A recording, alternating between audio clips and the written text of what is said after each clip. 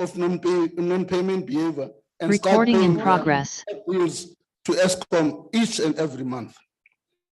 In the 2023 budget, we also introduced tax incentive measures to support rollout of rooftop solars for households to encourage electricity generation and expand the renewable energy tax incentive to business. We have published a draft taxation legislative amendments for public comment to give effect to the 2 renewable energy tax incentives announced in the 2023 budget. These proposals assist in partially addressing the country's energy crisis and encourage private investment into expanded electricity and generation. It provides more information to taxpayers to enable them to use the incentive even before it is finally legislated later this year. As a complementary measure, National Treasury has also made changes to the bounce back loan guarantee scheme to incentivize rooftop solar investment with the aim to reduce energy-related constraints experienced by small and medium enterprises. Especially, government will guarantee solar-related loans for small and medium enterprises on a 20% first loss basis, as well as facilitate the lease of rooftop solars by household and SMEs. The bounce back measures will be introduced in the coming weeks. These are few among a suite of reforms that the National Treasury has championed as part of Operation Vulindlela. In addition to securing the energy supply, the joint operation with the President also aims to ensure sustainable water supply, establish a comprehensive logistic network, improve digital communication, and reform the visa regime. Overall, over half of the Operation Vulindlela reforms are either completed or on a track to be completed within the next 12 months. House Chairperson, we're also taking strategic action to secure our long-term growth prospects. There are no silver bullets or easy solution to our economic challenges. What is needed is for us as a department, as government, as a nation, is to make the difficult and informed trade-offs necessary to revive our economy. Honorable members, Cabinet has approved the procurement bill, which I intend to table in Parliament soon.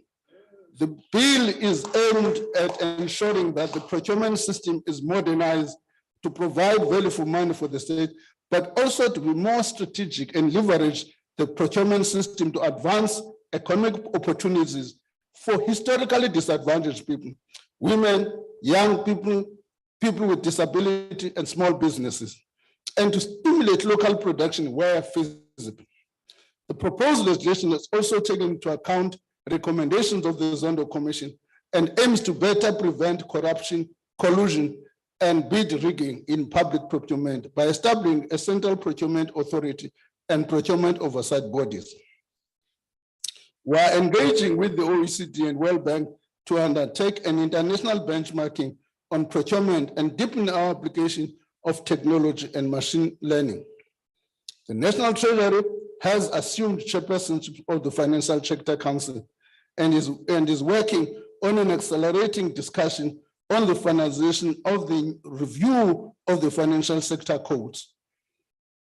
House Chairperson, despite experiencing protracted delays in the implementation of the integrated financial management system, it remains critical to strengthen how government departments across the board spend scarce public resources by providing accurate and timely financial information for effective decision-making. During 23-24, National Treasury will redouble efforts to implement the IFMS. We are working closely with the Department of Public Service and Administration and SITA to address shortcomings in the procurement procedures for the system, to enable the piloting of the system in selected departments for rollout to the broader public service. House Speaker, over the medium term, the National Treasury will continue to ensure that public finances are restored to a sustainable footing by stabilizing debt, promoting economic growth, and cushioning the economy from the financial and other shocks. A key challenge to the fiscals is the management of the public sector wage bill. Other members, government currently spends roughly 1/3 of its budget on the salaries and benefits of the public servants and political office bearers. The recent wage agreement has placed upward pressure on the wage bill. This means that in this current financial year, the National Treasury must identify over 37.4 billion rand in savings to cushion the blow on the fiscal framework. This will involve executing difficult trade-offs and may entail a rationalization of staffing levels and deployment of headcount management strategies as a means to cap the wage bill. Simply put, as I indicated in the speech, a higher than of staff. The Treasury is working with the Department of Public Service and Administration, as well as the provinces, to coordinate the process of identifying ways of restricting headcounts, among other things, so that the funds to the wage increase can be recouped. Honorable House Chair, 2023 marks 3 years of National Treasury conducting spending reviews using the improved methodology. Collectively, these reviews have highlighted potential inefficiencies to the range of 27 billion rand across programs, with proposal for closure, scaling down of programs, allocating the government to reallocate spending to support some of our most pressing priorities. This is in line with the President Ramaphosa's pronouncement in his State of the Nation address. Department budget must be evidence-based. The need to find savings and drive efficiency. The National Treasury is encouraging public institutions under the Ministry of Finance to align their remuneration policies with the broader government fiscal strategy. As part of the response measure to the recent placing of the country on the grey listing, the Financial Intelligence Center has been allocated additional funding of more than 265 million over the medium term to implement the Financial Action Task Force recommendation and get the country off the grey listing. Our efforts to get the country off the grey listing are well underway. We have committed to providing periodic updates to Cabinet on progress. Last year, we led an unprecedented process of an omnibus bill, omnibus of statutory amendments that address the gaps in our anti-money laundering regime. The National Treasury, as the lead in the Interdepartmental Committee on Anti-Money Laundering and the combating of the financing of terrorism, continues to coordinate government-wide efforts to comprehensively address the remaining weakness in our legal system. For example, we have frozen assets of individuals and entities designated by the United Nations to be linked to ISIS, the Taliban, and Al-Qaeda, for supervising non-financial businesses that are at risk of being used for money laundering or the financing of terrorism. We have also stressed the system needed to identify the beneficial owners of business and trust so that they cannot hide behind the veil of corporate sectors when engaging in money laundering. We have submitted updates to FATF on all of this. We expect positive re-ratings of our system technical compliance with FATF standards in the next 6 months. In relation to municipality, decisive action is needed to restore the integrity of the sector. Unfunded mandates, over expenditure, and ineffective revenue management practices are manifested in many municipalities, defaulting on payments to creditors and falling into financial and service delivery crisis. Furthermore, personnel expenditure is crowding out spending on service delivery and investment. In response, the Treasury has placed 25 municipalities under mandatory intervention under Section 1395 of the Constitution, while 3 municipalities are subject to mandatory intervention under Section 139, subsection 7. Professionalizing the administration of the municipalities is a critical pillar of addressing these issues, particularly in training of chief financial officers and municipal managers. The Treasury is supporting the countrywide rollout of training to support the implementation of the Municipal Standard Chartered of Accounts, in addition to a number of free tools and training opportunities. Over the last 12 months, 31 special council inductions sessions were conducted for the 42 municipalities identified as being in financial and service delivery crisis. We are not resting. Our interventions are beginning to bear fruit. The National Treasury continues to support economic development at local government level through various grants. Through the City Support Program, for example, support for township economic development is gaining traction with the 5 township economic development strategies approved by the pilot metros. The focus now is on supporting the 5 metros in implementing a sample of key priority projects. Transfers to these types of grants are projected at 6.3 billion over the medium term in the facilitation of conditional grants support program in the Public Finance and Budget Management Committee. Honourable members, National Treasury continue to be committed to supporting the millions of South Africans, especially young people who are unemployed, to access the job market and acquire the necessary skills, allowing them to meaningful practice in the formal economy. Through the employment tax incentive, a cost-sharing mechanism between government and employers, following them to reduce what they pay in tax when hiring young people, are encouraging youth employment. Similarly, the Jobs Fund concluded 9 funding rounds, including COVID-19 relief support funding round. As at 31st of March 2022, the fund had dispersed 6.1 billion and leveraged an additional 11.9 billion from the project partners. Members, National Treasury is also working to deepening counter-strategic links with the region and with other parts of the world. South Africa, as Minister of the Eco has said, will be hosting a BRICS in this year, and will utilize this opportunity to broaden business participation across the continent. Thus, this, together with the participation in the global forums such as the World Bank, IMF, and G20, is key to strengthening our position within the multinational forums. In our discussion, for instance, about the common framework for debt resolution, South Africa has stressed the importance of creditors committing to providing debt treatments that do not further in debt low-income countries, and that the burden of restructuring is shared equally. As MDBs evolve, we must ensure that the policy of these key multinational development banks and institutions are reflective of the economic, developmental, and social challenges of the African continent, and that they advance our own strategy of borrowing at the lowest cost possible.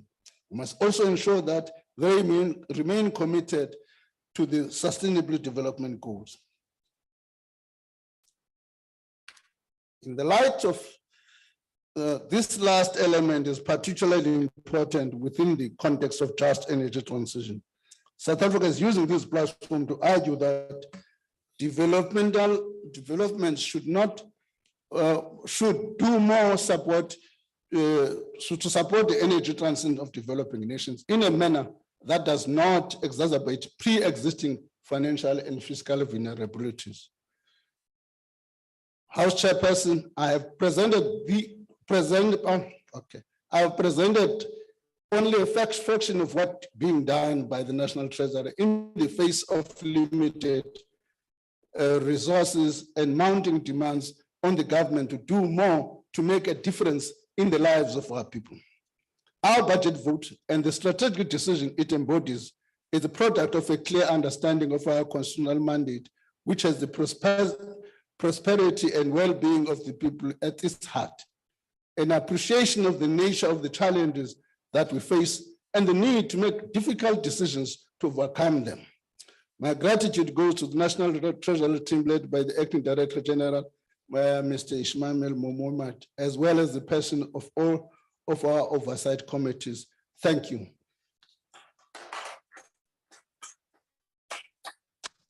Thank you, Honourable Minister. The next speaker is the Honourable Mashwangwanyi. The Honourable Mashwangwanyi. Order, Honourable members.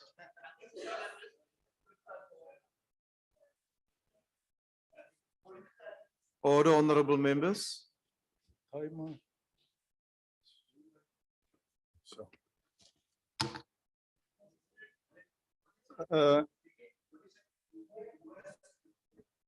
Honourable members, I'm not going to allow this. I'll put you out, whether you're on the speakers list or not. Please continue, Honourable member. Thanks, Mtsamo Xitulu. Swirho swa huvo ya endla milawu, Holobye wa Timali Mchaviseki Godongwana, Deputy Minister Kenny Mrolo, other chairpersons present here, Maneli, Chumati, and other chairpersons, chairs and CEOs of SOEs, National Treasury officials. The Standing Committee on Finance has received a report from the minister and his team. The minister highlighted a number of very important issues which government is addressing. Amongst those is the economic growth, which is very, very critical for the country, as we know that the poverty, inequality are widening, and also unemployment, and in particular youth unemployment is quite very high. So it is very important that National Treasury, as it drives the economic policy, should make sure that these matters are attended to deal with the challenges that I've mentioned before. The state-owned enterprises are quite very important, and the minister has committed himself and the National Treasury that they are going to, or they've got a program to stabilize the state-owned companies to be financially and fiscal sustainable. We know that many state-owned enterprises have lots of challenges, and there has been a lot of intervention financially. State-owned enterprises, Chairperson, have got a history in this country. We know that during apartheid, they were serving very few people, and some of them have been established as a result to address what was called the poor white problem, or a poor white poverty problem.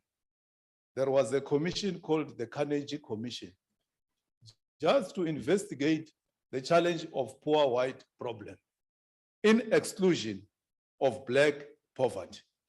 Therefore, these SOEs were used as a cushion to deal with that problem. And even today, I hear DA say, where we govern better, and that is their song. But look at here what is happening in Cape Town, along the freeways, whether it's N1 or N2. Blacks are like as they were like that before 1994. And the same applies in Tran. It's two economies. The East, after mainland and going to the East, is like in Europe. When you go to the West, Atteridgeville, Soshanguve and others, it's West. When you get into the township, you are welcomed by a spilling sewer. So this notion that we govern better where we govern is neither here nor there. So I'm not surprised why they were taken out in Johannesburg and Ekurhuleni. Honorable Chairperson, the minister further committed government that there are infrastructure projects that are financed through the infrastructure fund. These are very, very critical projects to deal with issues that I've raised before of unemployment, poverty, and inequality. Projects like the minister has spoken about them, city support program, neighborhood development partnership program, jobs fund, municipal finance improvement program. But the challenge, Minister, are instances where government departments and municipalities don't spend the money. You come here in February, we approve the budget, come again in October, we approve the budget. Then the next thing you find are billions which are not being spent. If you go out here into Plain Street, you will find so many young people carrying envelopes. In those envelopes, they've got CVs going from one business, one office to another, looking for jobs. And we can't justify it as government when there is money dedicated to infrastructure and other related programs. Government does not spend money with this high unemployment that is facing young people. Let's do something about it. Honorable Chairperson, the minister has committed that government will deal with the issue of unauthorized, irregular, fruitless, and wasteful expenditure. They've got a reduction strategy in this regard. And as the committee, we will make sure that we hold the minister and his department accountable, because he's responsible for National Treasury. National Treasury is not like other departments. It has been established deliberately by the Constitution to deal with certain competency in government. And we will hold you accountable to this, Minister. We are not happy when we find that there are departments and municipalities that spend money irregularly, fruitlessly, and in a wasteful manner. We are quite happy that today you have come to commit yourself that you are bringing the procurement bill, the public procurement. It's a very, very important piece of legislation that is going to revolutionize the public procurement. Don't listen to others who are not in the governing seat. Theirs is to oppose. You have got a responsibility as a minister. Is this Minister Madiba? Is it you? I did not see you. Well, okay, he came after when we were seated. You are welcome, Madiba. This is a very important piece of legislation, Minister. And we have realized in your schedule, there are quite a number of bills that you want to table, but the time that is still available between now and May or so next year is very short. Let's prioritize. And of course, this one is number one. You know, it's our pet subject as the committee. And as the ANC, yeah, well, I'm here as the ANC. So the sooner you bring it, the better. The implementation of audit action plans, Honorable Chairperson, are quite very important. And we will make sure that this is a matter that we will continue to play oversight on, because we have identified regression in the audit outcomes across the financial portfolio. And you remember when we came to Pretoria to your office and meet number of entities, that let's make sure that we follow that ecosystem that has been developed by Auditor General, starting from the executive authority, ministers. You must make sure that you sit on the action plan of the department and all the entities that report to you.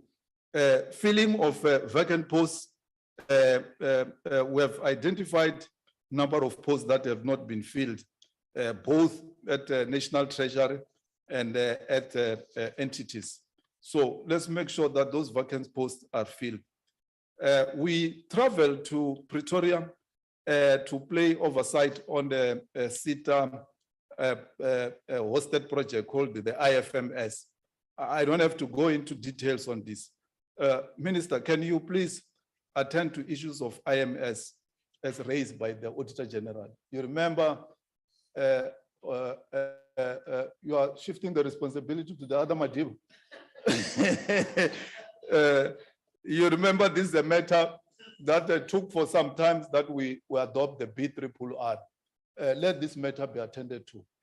We appeal to you, Minister. We have been meeting officials and they don't have the executive power that you have. I've spoken about the bills that prioritize the bills. The issue of solar panel tax incentive, I'm happy you spoke about it today. It was raised in the committee and it has been realized that it excludes to a certain extent the poor. That first buy the panel, then we'll give you the rebate. 15,000, Minister, Chairperson, through you, is a lot of money. At the era in which we find ourselves, people are struggling to pay for school fees. And so to first pay and claim is not the right thing. Please attend to this matter, Madu. And then we amend that scheme. If you have to come back to Parliament because it has been adopted by this Parliament, let's do so. Identify, like we do with municipalities, the indigent, and you roll out the solar panels to the indigent. Because poor kids in the morning, they don't have hot water to bus to school. It's rich people who can afford generators and others.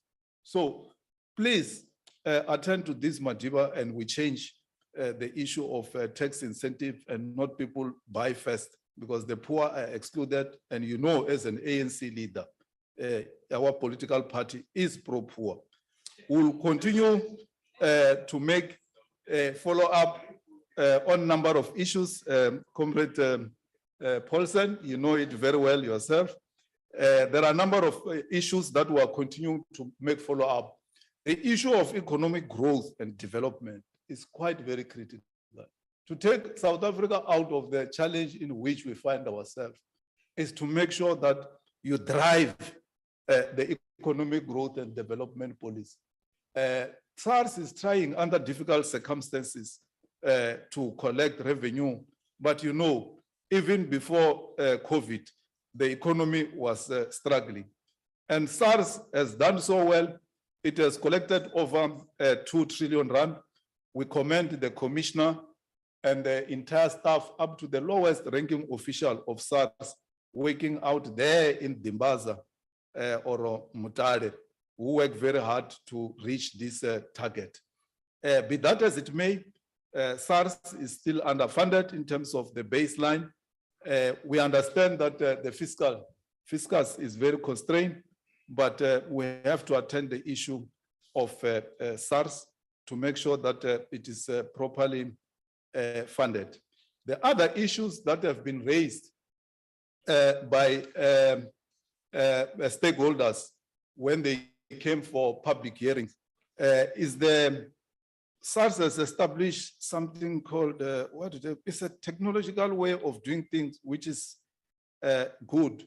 You have to apply through an app for an appointment and stuff like that.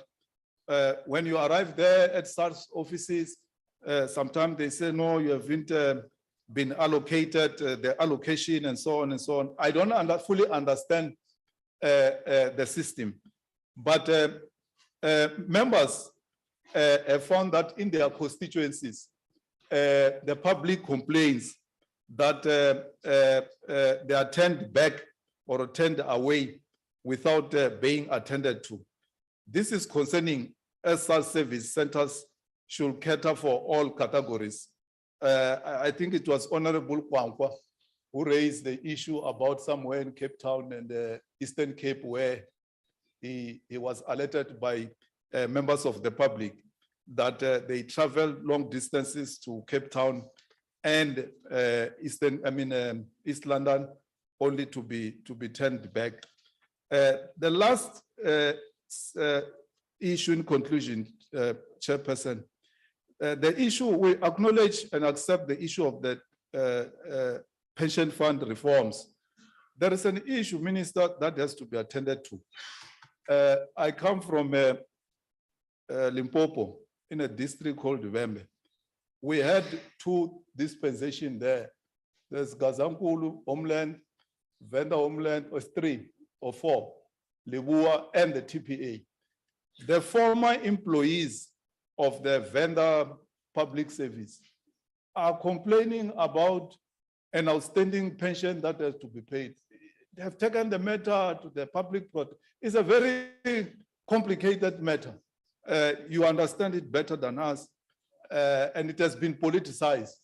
So the sooner, Madiba, you attend to it with the Minister of DPSA, Honorable Kivit, and give clarity. The two of you address this matter and give clarity. What is it all about? And if there is an issue, how are you addressing it?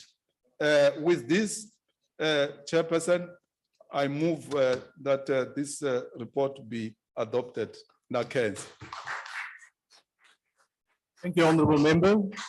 The next speaker is the Honourable George. Thank you, Chairperson. The National Treasury is the custodian of the people's money and directly impacts on the well-being of all who live in South Africa.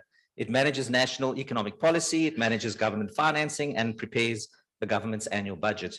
South Africa is a rich country, yet we have amongst the highest inequality, poverty, and unemployment in the world. We have rapidly rising daily electricity blackouts, crumbling infrastructure, and education system unable to educate, pitiful healthcare, unfunded and inadequate social security, rampant crime, and according to government, no control over the movement of weapons and illicit financial flows across our borders.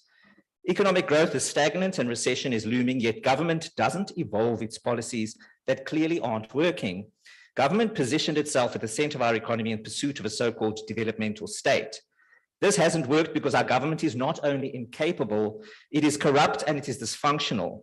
State capture and our grey listing by FATF is evidence enough. The DA will deliver an enterprising economy where government provides the infrastructure and services that it is elected to do and then gets out of the way for entrepreneurs to generate growth and jobs. Unemployment can be halved by the end of this decade. Government implemented an inherently corrupt model for Black economic empowerment that spectacularly enriched a few, introduced rent seekers, distorted our economy, and left everyone else behind in poverty. The DA will deliver economic justice that focuses on poverty as a proxy for poverty and not race as a proxy for poverty. The UN Sustainable Development Goals inspire this vision for a better future for everyone. The policy of cadre deployment hollowed out the public service by employing politically connected cadres instead of competent professionals. It is also a massive disservice to those deployed into jobs who are incapable of doing them. That enabled bribe-bearing consultants to make irresistible offers to do the job at a maximum premium. The people paid far too much and the job didn't get done. Appointments should be on merit and irrespective of political affiliation. Over 2 billion rand has been spent on the integrated financial management system with nothing to show for it. The minister has said that bailouts to failing state-owned enterprises have led to a reduction of 257 billion in public funds available for frontline services and infrastructure. The actual number is 331 billion since 2013. No matter how much of the people's money is thrown at the state-owned enterprises, they will never be viable. Even if 250 billion of Eskom's debt is transferred to the national balance sheet, it still isn't financially viable.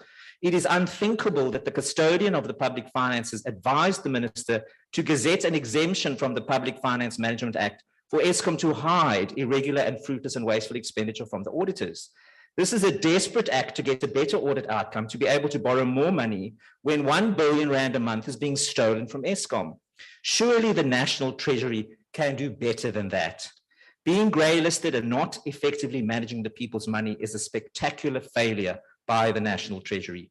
151 of 257 municipalities are teetering on the brink of collapse, and 43 have already collapsed. There is no money left to bail them out. Our debt to GDP is over 70%, while our economy isn't growing and borrowing continues.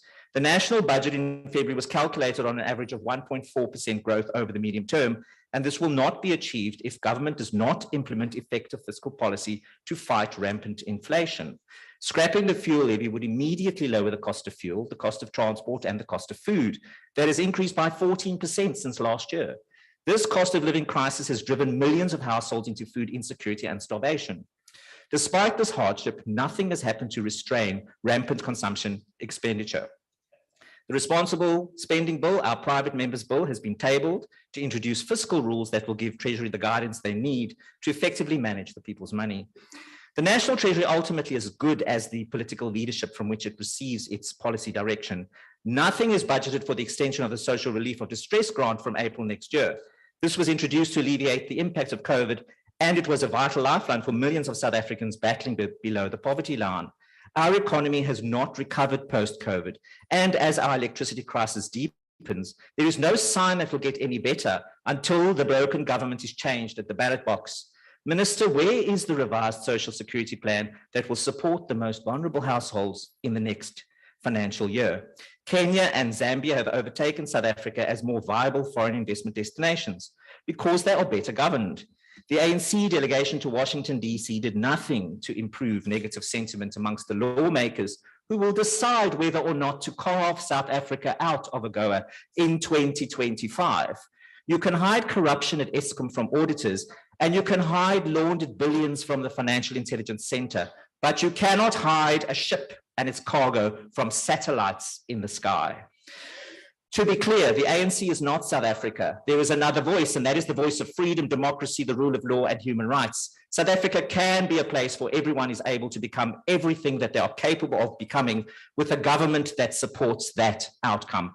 30 years after the previous one-party dominant government ended, this one is ending too, and we will not allow our country to collapse with them. Thank you. Thank you, Honourable Member. The next speaker is the Honourable Paulson.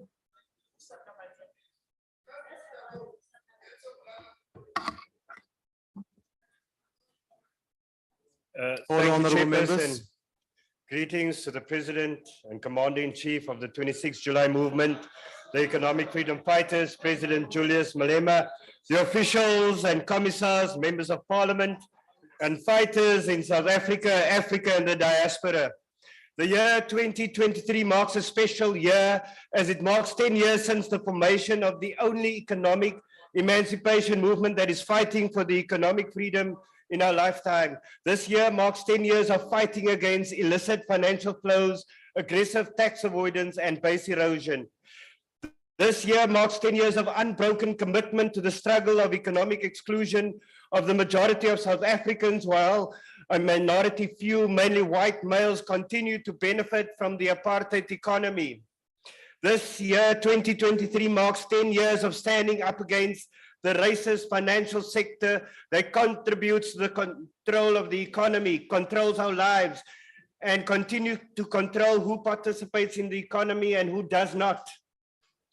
As we mark this important milestone in the fight for economic freedom, the EFF will hold its 10th anniversary on the 29th of July 2023 at FNB Stadium. We call on all businesses, progressive institutions in the financial sector, and Black professionals employed in banks, insurance companies, and the broader financial sector to continue and finance the revolution. To donate, you can simply visit efffonlinedonations.org and make any contributions. We also invite progressive stakeholders to buy tables for the 10th anniversary gala dinner, and to do this, you can get in touch with the EFF Treasurer General.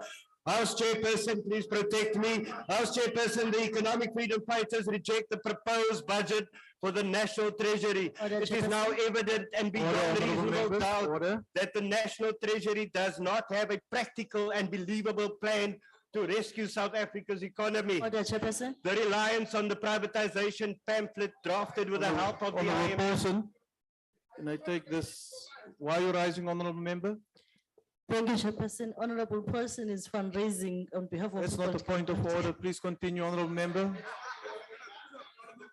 The reliance on the privatization pamphlet drafted with the help of the IMF and the World Bank consultants masquerading as economic transformation policy has collapsed South Africa's economy.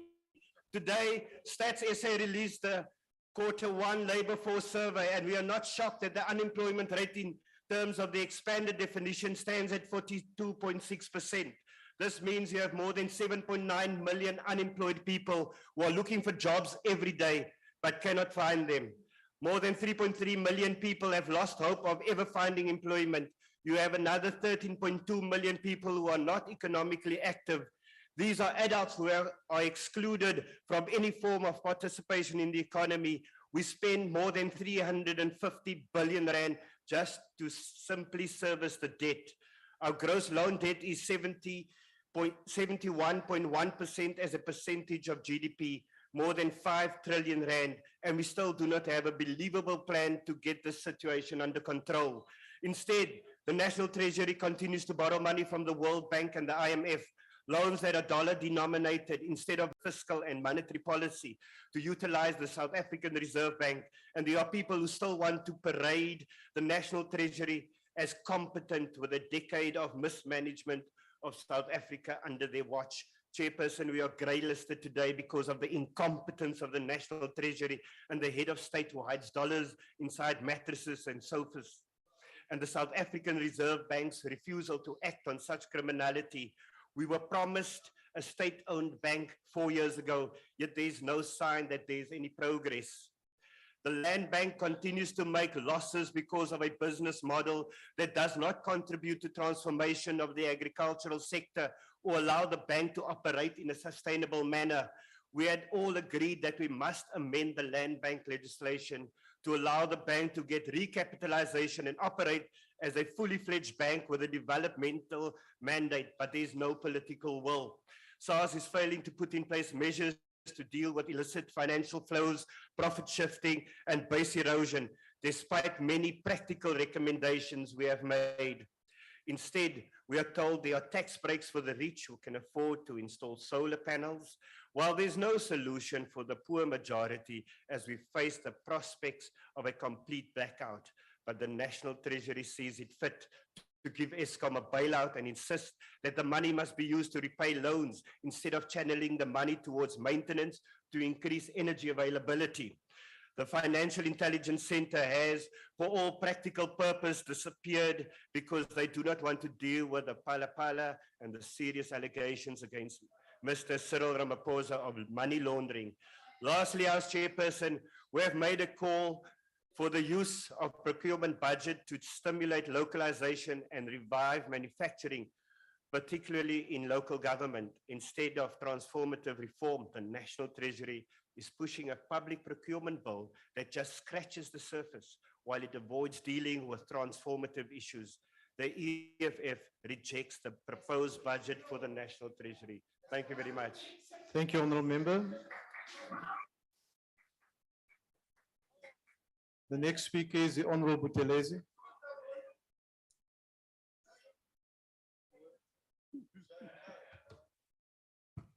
Thank you very much, Honorable Chair. I greet you humbly so. It's widely understood, Honorable Chair, by many sitting in this House that the mandate of National Treasury remains clear, is to ensure fiscal sustainability, effective and efficient management of our country's resources, put in place measures for financial controls and accountability, and provide an overall financial framework for all national, provincial, and local governments and entities. While this matter is of critical importance, Honorable Chair, to the functioning of our economy, it must be said that even though Treasury might be well run and effective, the majority of departments in all spheres of our government are simply the opposite of that.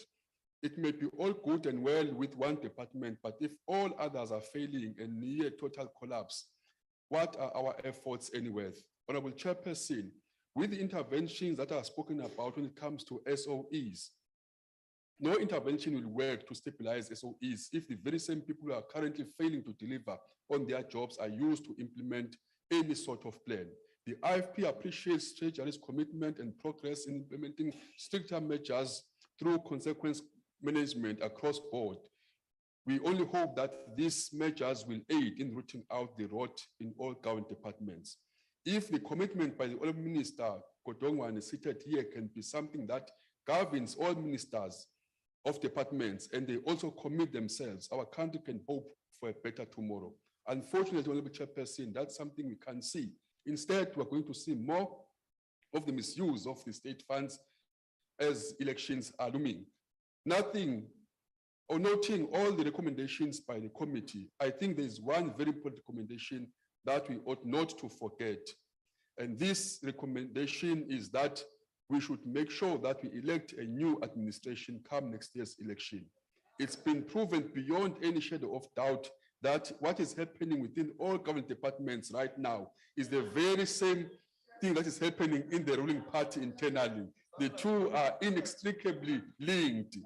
Getting rid of the ruling party shall certainly allow for a renewed and innovative thinking with fresh minds and ideas, and a very strong political will to restore our country's economy and bring about true and meaningful change and address our socio-economic injustices. Well, Chairperson, when considering this budget for National Treasury and SALS, with all recommendations to be duly implemented, the IFP then supports the recommendation that this budget be accepted. I thank you, Honorable Chairperson. Order, honorable members. The next speaker is the Honorable Vessels. Order, honorable members, order. Thank you, Honourable House Chairperson. House Chairperson, the Minister referred to the dire economic outlook, the risks to our fiscus, and we all know that our social needs are getting more and more, and the budget shortfall is more and a huge risk. And in those circumstances, I don't think anybody can disagree that every cent is important. And then transparency is important. How money is spent and on what money is spent. When one looks at how South Africa links to our neighboring countries, we see that it is through the Southern African Customs Union and also the Common Monetary Area.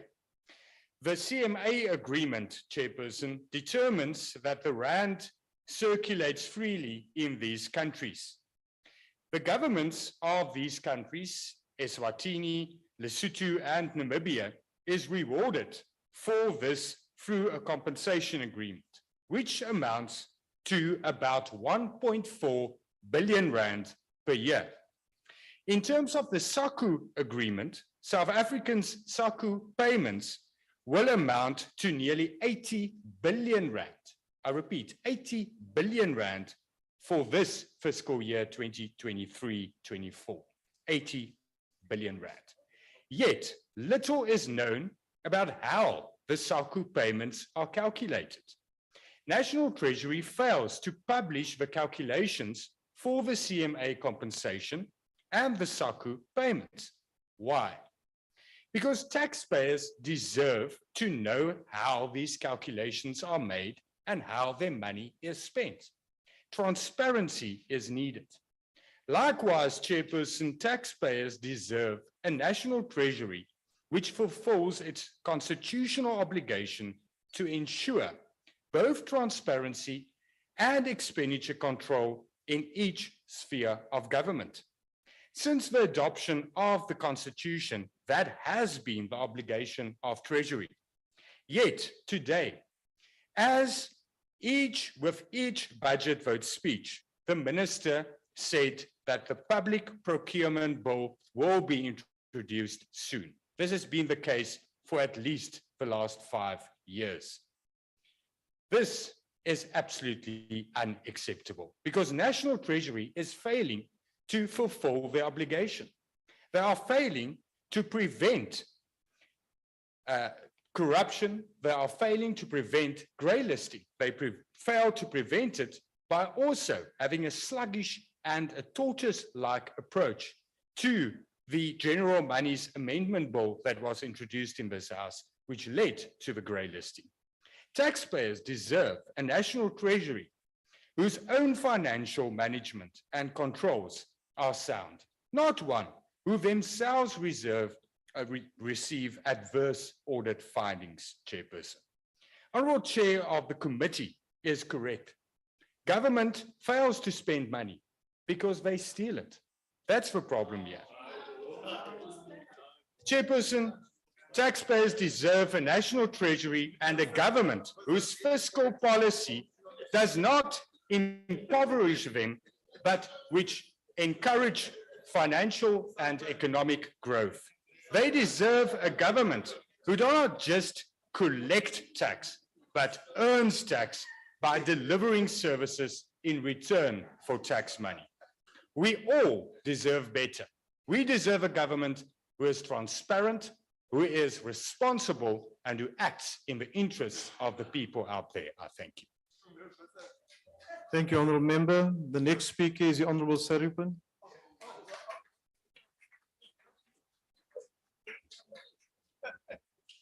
Thank you, House Chair. There is no little step for me today, but I will make do with the tools I'm given. Chair, the annual budget cycle every year comes with GDP growth projections from Treasury. And every year for the last 10 years, these projections have been too optimistic and growth has been far too low, even for Treasury's own projections. The persistent failure to achieve growth can be attributed to a combination of internal factors in the economics cluster that Cabinet has failed to address. Domestically, structural issues such as high unemployment, income inequality, and skill shortages limits productivity and hinders economic expansion. Policy uncertainty, corruption, and inefficiencies in state-owned companies further undermine investor confidence and discourage investment. And then we have siding with bad actors on the global stage, which further places the country on the wrong side of international trade dynamics, which impacts South Africa's export-orientated sectors. And additionally, you've got the socio-political challenges such as social unrest and labor strikes that disrupt economic activity and deter foreign investments. Addressing these challenges through structural reforms, policy coherence, and inclusive growth is now essential to get our country back on track. In recent years, the country has grappled with significant policy uncertainty. When we think about land reform or mining regulations or fiscal management or energy policy, this uncertainty has hampered investor confidence, stifled economic growth, and hindered job creation. As a result, foreign direct investment has been hesitant and domestic business has been reluctant to expand and take risks. This policy uncertainty has exacerbated South Africa's unemployment rate and inequality. It's hindered long-term planning, and it has hindered effective economic policy implementation.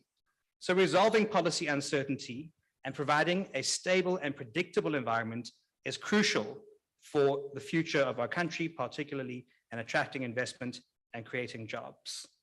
The hard truth, however, is that government cannot make these policy decisions to grow the economy and lift millions of people out of poverty, because to quote former Finance Minister Trevor Manuel, South Africa is run like a confederation of ministries. His exact words on 24 June 2021 was, "The worrying feature," and I quote, "the worrying feature is that there is resistance even to Operation Vulindlela." And I think the problem is that you're sitting with a cabinet that is not a collective unit. To me, it seems that you are sitting with a confederation of Sarisms. Interesting that he uses the word Sarisms in light of recent events. Every policy idea that has been modeled by Treasury is then contradicted by other departments, with the biggest offenders being the DTI, Department of Trade and Industry, and the Department of Telecommunications and Postal Services. The contradictions between National Treasury and DTI reflect a broader policy, a network of policy inconsistencies and lack of coordination within this government. These contradictions stem from differing political ideologies and conflicting interests and bureaucratic inefficiencies within the ANC and therefore the government. This lack of coherence undermines South Africa's ability to develop and implement a comprehensive and unified economic policy framework. This lack of alignment not only creates confusion for businesses and investors, but it hampers the ability to address the key socioeconomic challenges that I've outlined in the speech. Cabinet is generally required in every country in the world to take collective ownership of their budgets, but in parliamentary committees and statements, many ministers attack the budget and Treasury over and over. This posturing serves no one. All that it achieves is to undermine economic confidence, prevent reforms, and ultimately leave millions of South Africans in poverty. I thank you. Thank you, honourable member. The next speaker is the Honourable Mabeletsa.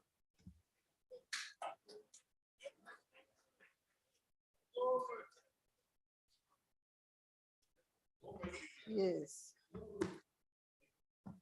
Thank you, House Chair, the ministers that are here, Deputy Minister, and honorable members, and the chair of our portfolio.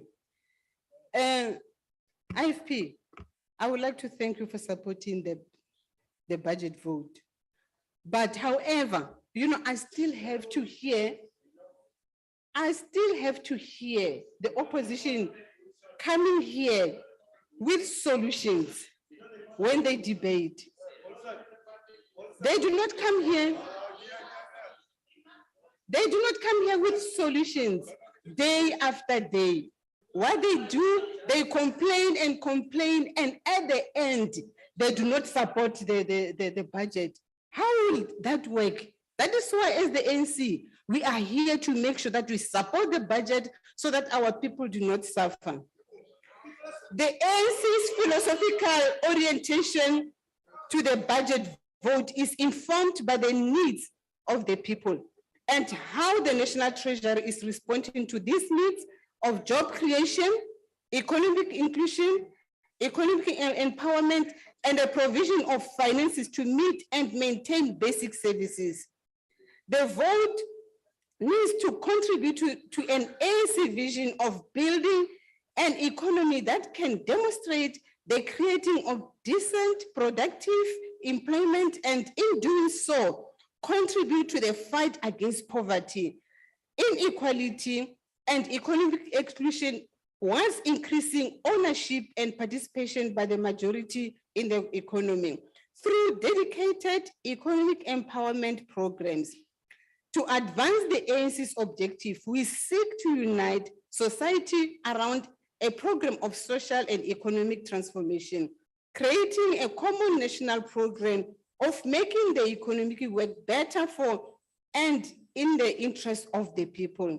These are reflected in the work of the ANC government and its dedicated programs to end load shedding and restore energy security, programs to increase infrastructure investment, including water, roads, and rail infrastructure, programs to promote industrialization and localization, programs to deal with corruption and crime and better protect our economic infrastructure, concrete demonstration of an ANC government hard at work, changing the lives of our people.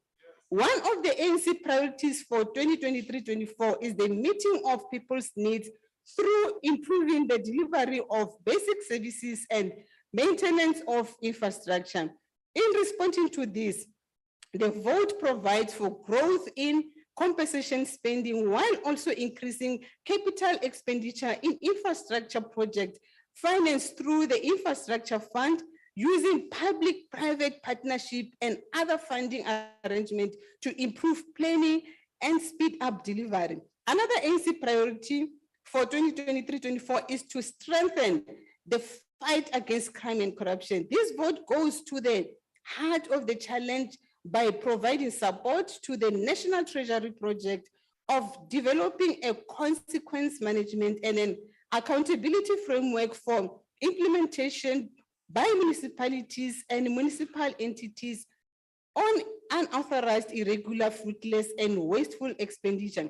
This is part of the strategy of financing the building of capability in the spheres of government in order that policy has the desired impact through the correct application of funds. With regards to our concern, the annual performance plan suffers from what many departments do, being focused more on input, output, and targets instead of measuring performance outcomes and impact as a clear indicator of the quality of expenditure and policy impact. The ANC's deep concern is that we have to collectively, listen to this one, collectively as a nation, both private and public sector respond to the cost of living. We urge a review to the impact of municipalities relying on electricity as a source of revenue, which in turn has a negative impact upon consumers. Treasury, together with cooperative governance and SALGA, need to lead a review together with the presidency. We further urge that regulations be put in place to establish uniform rules and tariffs to bind municipalities and other organs of state when sourcing electricity from independent power producers, so that we do not have further costs being offloaded into consumers. The same approach of reducing the cost of living must apply to the budget announcement on solar panel tax incentive. In its scope, it does not go far enough to accommodate a far much wider economic strata in society, not only those who can afford the overall installation. The work of the Competition Commission, trade and industry and consumer groups need the support of the National Treasury in assisting reducing the rise in food prices which is not addressed further deepens poverty. The committee commends SARS for its overall achievements under the current economic conditions and its direct contribution to the improvement of the lives of the people, enabling the country to provide financial support to healthcare, education, and social security.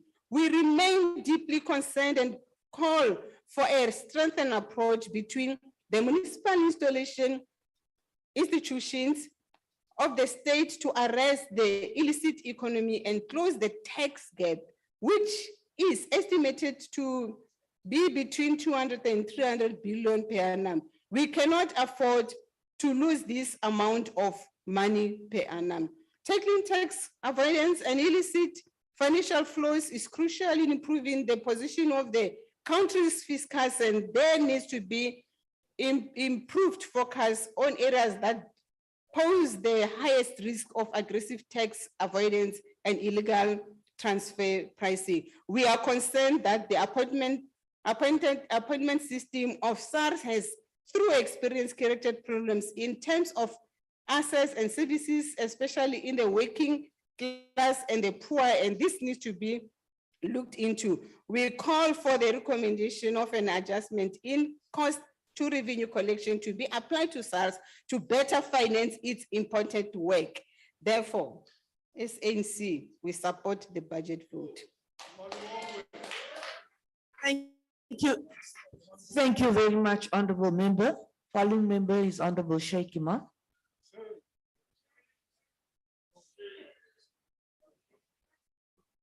Thank you, House Chairperson. Let me remind this House that 7 million Palestinians refugees live all over the world, forcefully removed from their own land and their own homes. But having said that, I'm disappointed that the Minister of Finance had left the House, but I think we'll take note of it. Yes, because I wanted to raise something, and that is very important. The Minister was talking about illicit financial flows. He was talking about terrorism. And yes, indeed, maybe we need to talk about the South African double tax agreement that we have between South Africa and Israel. In 1951 to 1961 alone, 20 million US dollars flowed from South Africa to Israel. So you can imagine how much of money today flows from South Africa to Israel to be used to violate the human rights of Palestinian people. Now it's something we need to, so when we talk about terrorism and Al-Qaeda and ISIS, what about this money is being used to terrorize the Palestinian people? Now on the issue of ESCOM, I want to say this without fear or favor. Any money that you're spending now on ESCOM is waste of taxpayers' money. Not going to solve this problem, and you can hear that different ministers in ESCOM are saying different things, and maybe what Treasury needs is to get your own expertise, okay, to get proper advice whether the monies that we're spending on ESCOM is going to be put to good use. Let me give you some statistics of China. China built a power station, 2 power stations every week last year. 2 power stations every week. 86 gigawatts was added to their grid. And I think Minister Mantashe has also alluded to the fact that you cannot do without coal-powered stations. Whilst we can work on renewable energy, we must keep the base load to be coal. So what we are saying is, we should explore, Minister. What is happening in China at the moment? They're building 2 coal-fired power stations every week. That's what they did last year. And they expected to build this year 104, 106. It's because like what Minister Mantashe says, we need the coal-fired. And we have a crisis where one of these days we're going to have a grid collapse. So your entire economy, Minister, is going to collapse. I want to urge you to get the expertise and get the right advice. When we're spending money on ESCOM, should we not consider building another 1 or 2 power stations right now and all simultaneously work with renewables so we don't have an energy collapse? That is what my plea to you is, Minister, because otherwise we're going to run into serious trouble.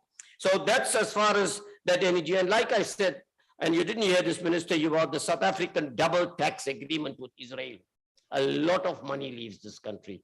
Remember, 20 million left between 1951 and 61. This is 2023. How much of money is leaving this country with that agreement that we actually have in this country? But I think my time is up. National Freedom Party supports the budget vote tabled here today. But please, my plea is, let's spend some money on new coal-fired power stations. For now, it's going to help us. Otherwise, we're going to destroy this entire economy. Thank you very much. Thank you very much, Honorable Member. The following member, Honorable Hendricks, will participate on the virtual platform. Permission has been granted for him because of ill health. Thank you very much, Honorable House Chair, and thank you for the special dispensation given to me. I just had 20 needles taken out of my back. The budget of 2023 has promised to prioritize stable and clear policies that promote economic growth. Well done to Treasury. Other than that, we should have a budget to give support to education, health, poverty, creating jobs, and to fight against crime. Honorable House Chair, I sat down with 2 ministers of finance here. I believe the one has left the chamber now. But we sat down with the Director Generals and we agreed that in every line item in all our budget is 30% fact.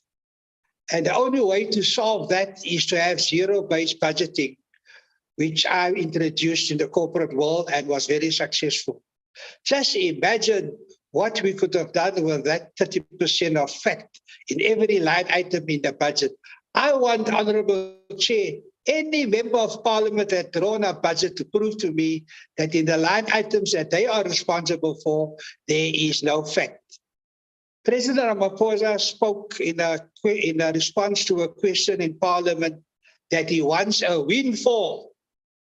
President, that can contribute to the windfall you're looking for so that you can start the seed funding for a sovereign fund for future generations.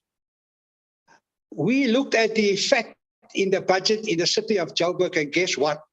We found 1.6 billion rand that the DA put in their budget. The ANC must go and learn from the DA.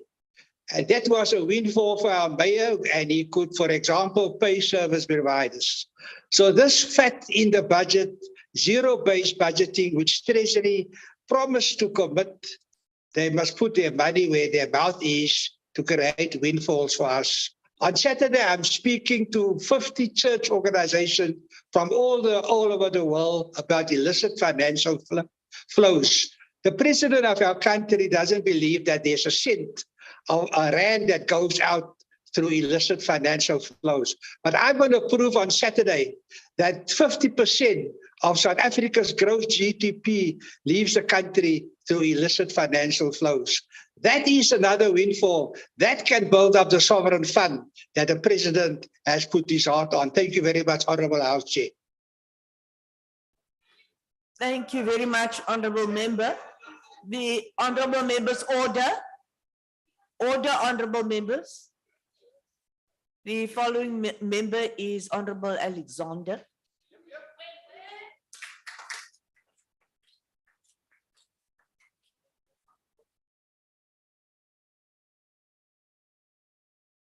Order, Honorable Members.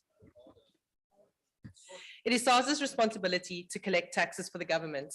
And in the dark days between 2014 and 18, the agency's collection and investigation capacities were severely undermined. And perhaps to use the word undermine is too subtle.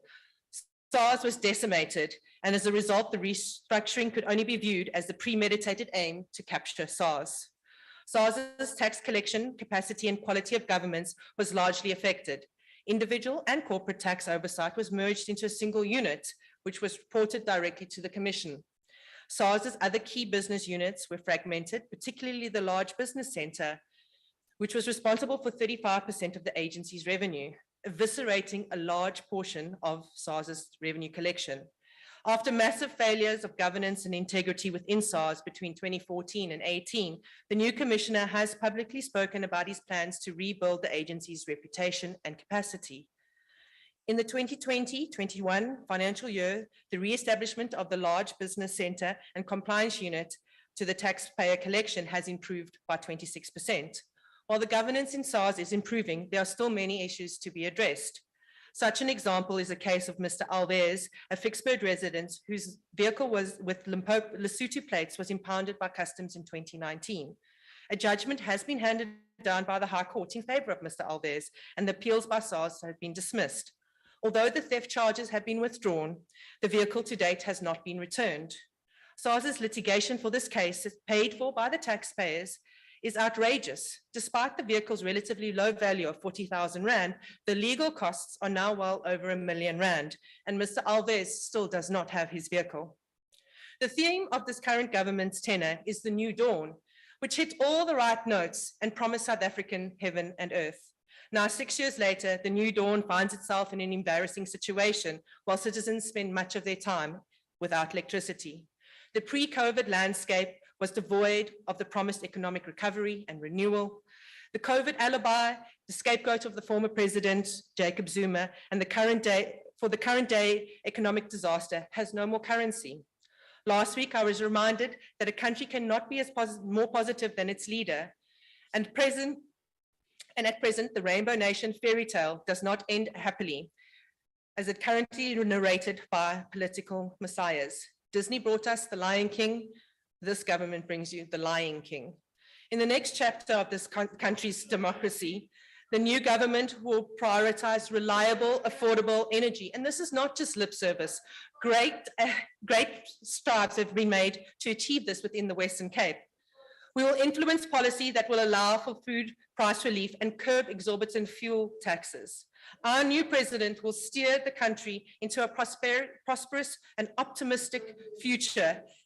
We need this positivity and not a toothless project manager. Thank you. Thank you very much, Honorable Member. The following member will now be Honorable Skosana.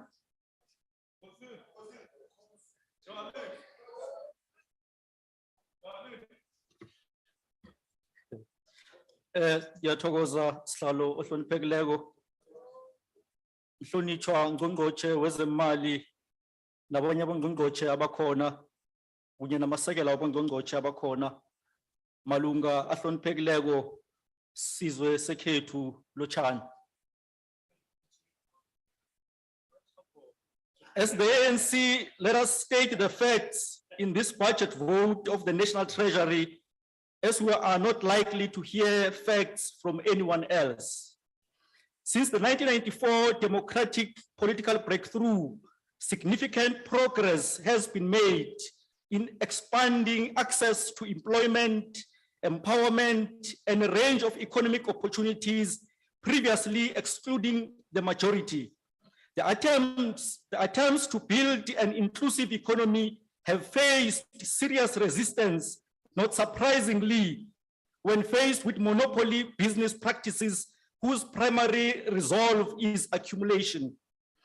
We have, as the ANC, in building a more inclusive economy, driven policies in which the working class and middle strata have experienced greater economic opportunities. We have had to deal with skewed patterns of ownership and wealth generation in a form that has driven and reproduced inequality in the country. Malunga ahloniphekileko, We have developed the most expansive social protection system in Africa, widely recognized as having provided support to the most vulnerable. We have programs that address the indigent, women and youth with dedicated budgets. The number of people with access to basic services has increased massively.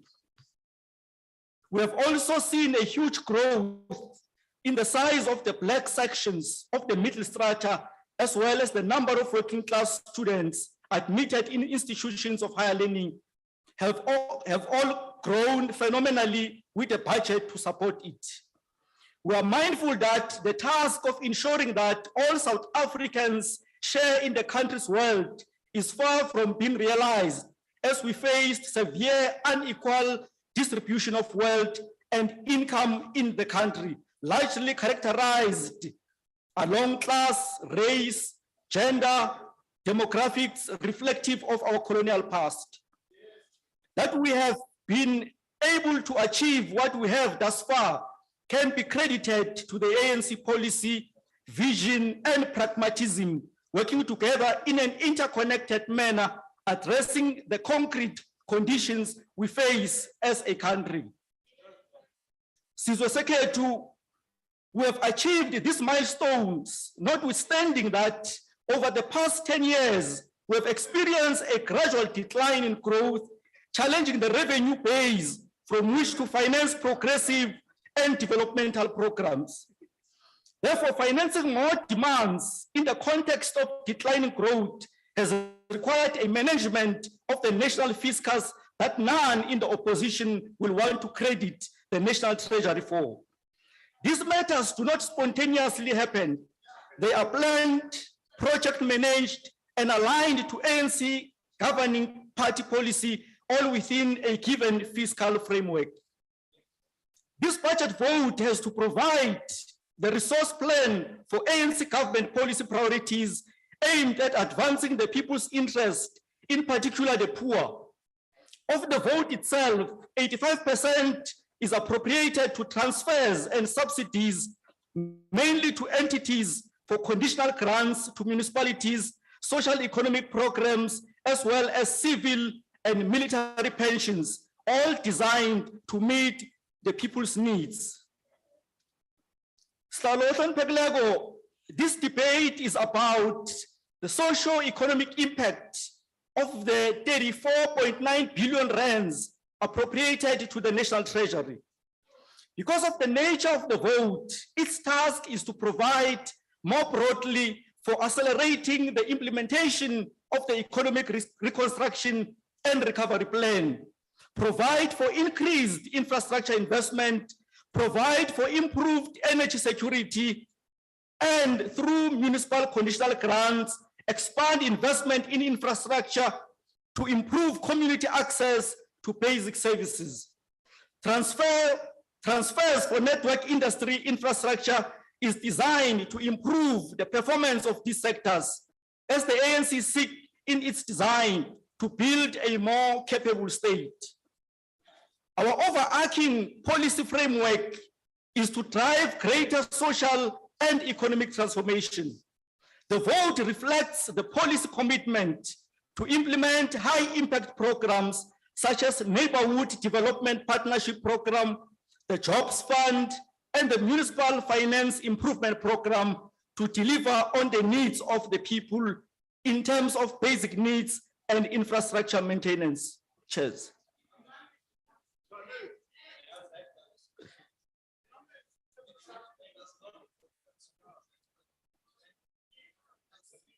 Order, honorable members. Cheers. Sihlalo ohloniphekileko, as the ANC, we support the budget vote. I just want to comment on the few issues that have been raised by some of us in this particular debate. As this August House, we have already had 2 debates on the issue of grey listing. And the second one was initiated by yourselves. And in those debates, explanation was given to you that we were grey listed because of 67 matters. And out of those 67 matters, 52 of them have already been resolved within a very short space of time. So only 15 matters are outstanding. But now you are coming again to raise the matter of grey listing. I mean, in terms of percentage, it's 78% of the 100% matters that were grey listed on. So only 15% outstanding, and there's work that is being done in order to resolve them. Honorable Paulson is saying that SARS is failing to deal with illicit financial flows and so forth. Well, that might be a challenge. However, Honorable Paulson is supposed has improved in terms of its services. It has broadened its tax base. It has been able to increase its revenue collection. So we cannot only focus on the negatives, but we must also indicate that there are positive things that are coming from SARS. SARS is really strengthened its revenue collection and improved its overall performance. So you also need to acknowledge the positive things that SARS have done. And Abezita Shenge, Mbanekazi, we appreciate the fact that you supported the budget vote on behalf of the IFP. However, you need to double check if the speech that you are reading is yours. You might have taken the EFF speech by mistake. Just double check and Abezita Mbanekazi if the speech is really yours. Honorable voter Vainant Vessels, you are saying that the Minister of Finance, Honorable Kotongwani, for the past 5 years, he has been speaking about the issue of the public procurement bill. But the minister has been here for less than 2 years. But we are saying for the past 5 years, he is speaking about this matter in this house. He has been a Minister of Finance for less than 2 years. You see, and another issue, you are talking about the issue of stealing, that government, there are stealing of funds, what. Well, as the ANC government, we are fighting corruption. The difference between us and the apartheid government is that in this particular government, we expose corruption and we fight corruption. Unlike in the apartheid government, corruption was not exposed and corruption was not fought. So we are fighting corruption. And I want to recommend you one book that you need to read. Is written by Henny van Vieren. The title of the book is Apartheid Grand Corruption. The good thing is that the author is also an Afrikaner, Henny van Vieren. So if you can get a copy of this particular book, it will show you the level of corruption that took place during the time of apartheid, especially between 1976 and 1994. So I would really recommend that you get that particular book, or I can send you a soft copy of that book. You will appreciate the level of corruption that we had to deal with during the time of apartheid. So as the ANC was saying, was supporting the budget vote and was saying, Minister, with the National Treasury and your entities, continue to do the good work. And where there are challenges, we implore you that please deal with those particular challenges, addressing them, and we welcome, I think, positive criticism coming from the opposition benches. However, we don't accept election sloganeering. I think in one of the debate, Sheikh Imam indicated that this budget votes debate, they tending to be election sloganeering campaigning. So we don't accept that, but positive criticism, we really, Honorable Chairperson, very much for the opportunity. Amanda. Thank you, Honorable Member. We now call upon the Honorable Minister to close the debate.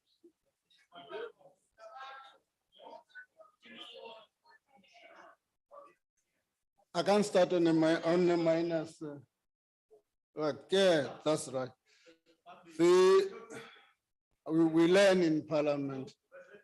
I didn't know that you can stand up on a platform and advertise for your dinner party. Now I'm learning fast. And to my colleagues on the DA side, it's quite important to give their members, new members, correct information.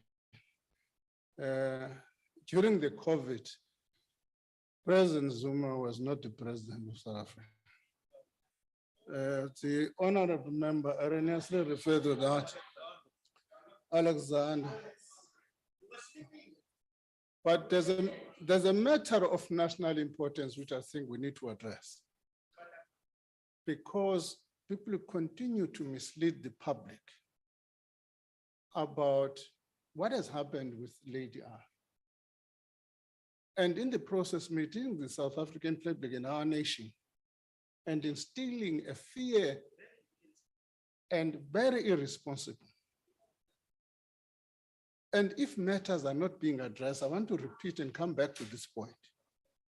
From a national treasury perspective, we got to know about this issue in January when Secretary Treasurer of the United States, Janet Yellen, was here. She raised this matter sharply with us. And it was new from our perspective. And in the context of that, we took up with the relevant people in government. We are fully aware of the harmful effects of any USA or EU sanction, and we'll work with the USA authorities to prevent such measures against any key institutions in South Africa.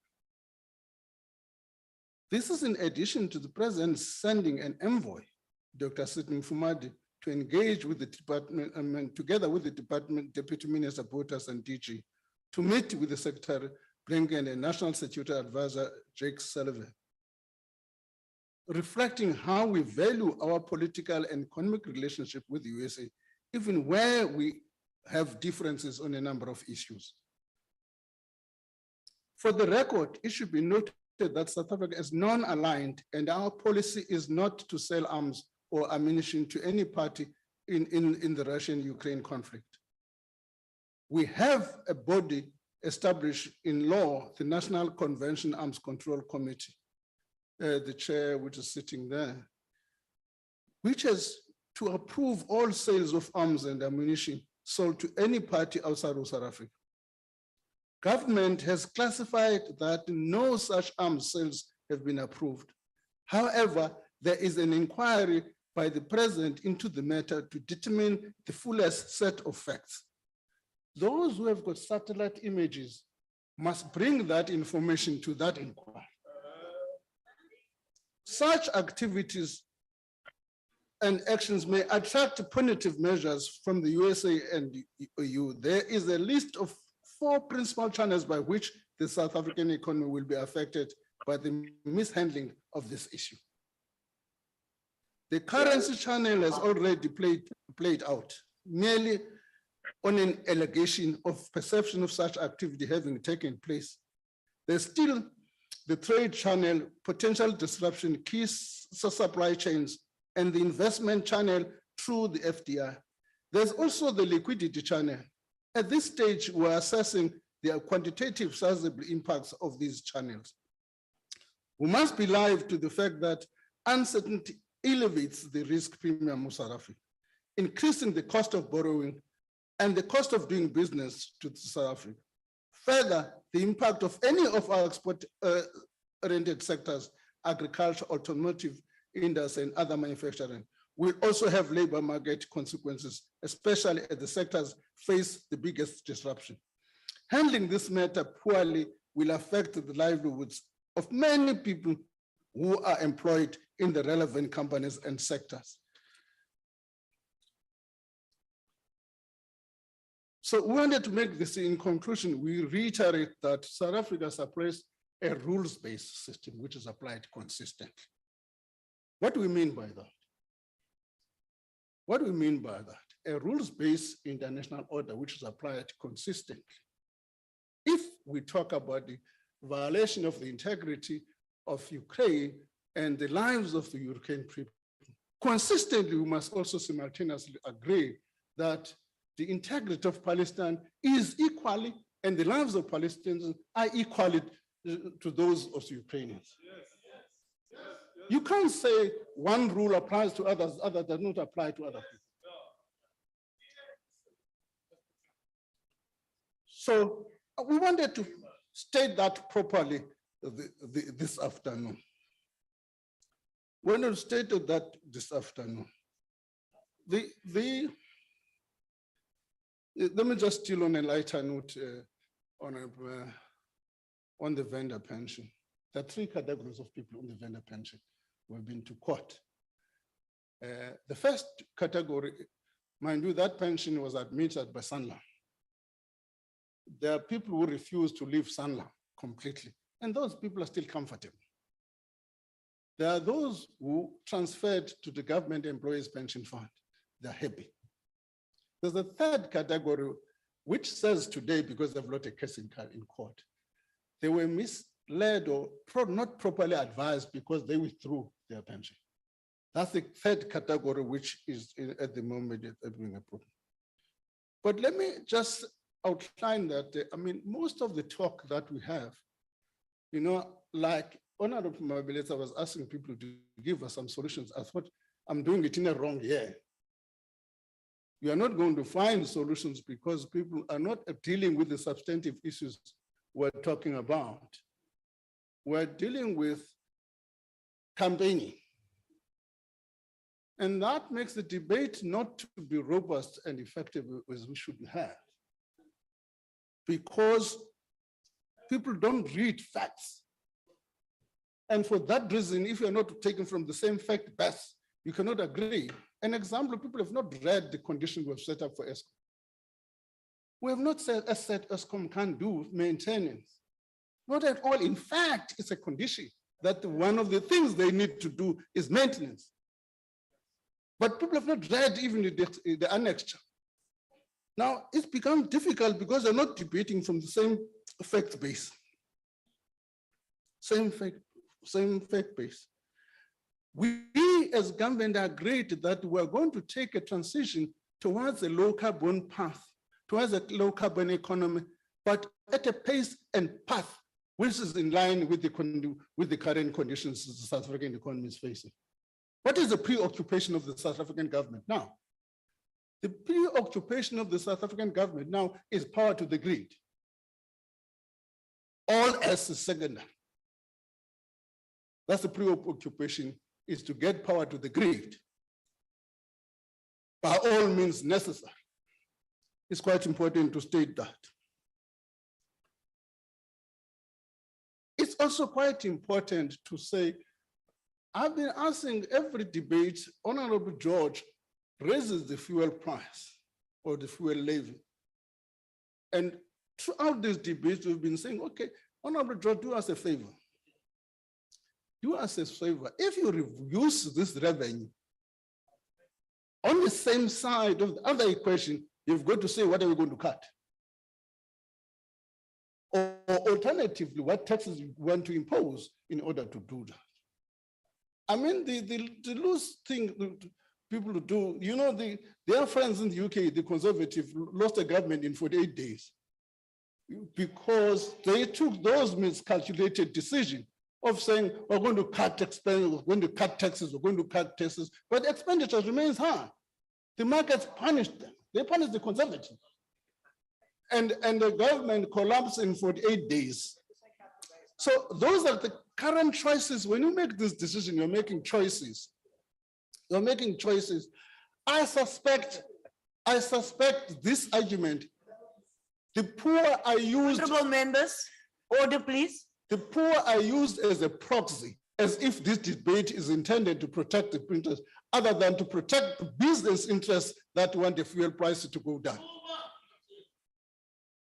So we've got to look at this debate and unravel what is behind these debates.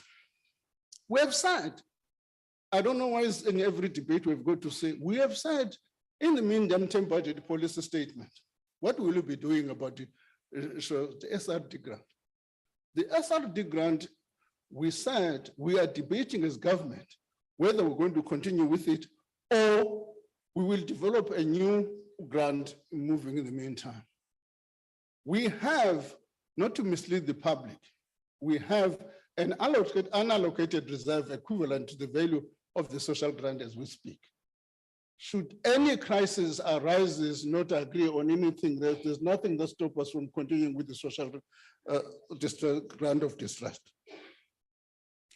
So what we're getting as a lecture in every this meeting on this debate, is that the solution to South African problems is the panacea called removing the rolling part. That's a panacea called. Let me just tell you the following. South Africans are aware that none of the political parties on my left here have got to run capacity to run this country on a national basis.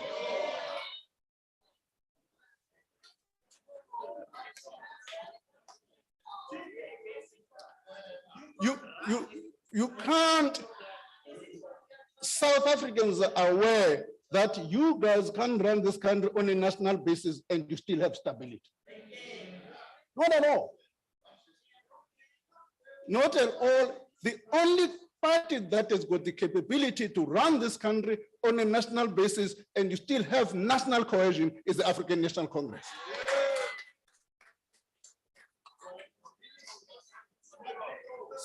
South Africans alive to that debate. South Africans are alive to that debate, and precisely because of being conscious of that, all of you will be surprised and complain that elections have been rigged when you lose. Because you have told yourself this lie every day. You've told yourself the lie that you are going to win. You are developing moonshoots in the hope that you are going to win. When you lose those elections, you are going to cry foul and say the elections have been rigged. I want to make this point because you must honorable members, you'll be mentioned by name. Honorable members, please, order, please. I think this debate needs to be confronted head on. We need to respond. We're not going to sit on those tables and just being meek and not tell you the truth, what you deserve. You can't run this country on a national basis and you still have national cohesion. Not all of you. So, honorable members, it's high time honorable members, we tell you that fundamental truth. Another fundamental truth. Come the elections in 2024, the biggest party will still be the African National Congress. That's another fundamental truth.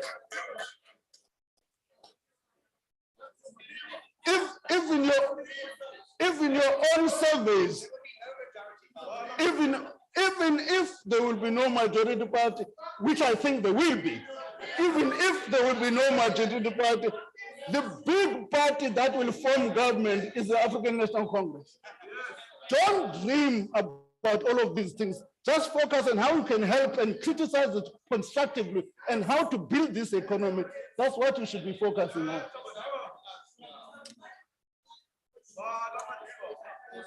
Bye-bye. I told you what you deserve to be told. Bye-bye.